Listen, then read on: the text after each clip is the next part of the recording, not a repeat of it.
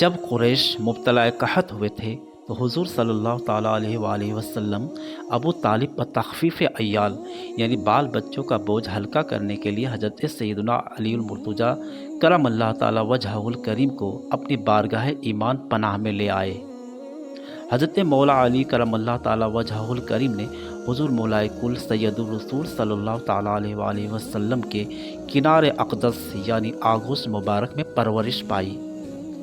حضور صلی اللہ تعالیٰ علیہ وآلہ وسلم کی گود میں ہوش سنبھالا۔ آنکھ کھلتے ہی محمد رسول اللہ صلی اللہ تعالیٰ علیہ وآلہ وسلم کا جمال آرا دیکھا۔ حضور صلی اللہ تعالیٰ علیہ وآلہ وسلم ہی کی باتیں سنی، عادتیں سیکھی، تو جب سے اس جناب عرفان مآب رضی اللہ تعالیٰ عنہ کو ہوش آیا، قطعاً یقیناً رب عز و جل کو ایک ہی جانا، ایک ہی مانا، ہرگز بتوں کی نجاست سے ان کا دامن پاک کبھی آلودہ نہ ہوا، اس لیے لقب کریم کرم اللہ تعالیٰ وجہ ملا۔ 10 برس کی عمر میں صدر اسلام اس سائے میں آ گئے۔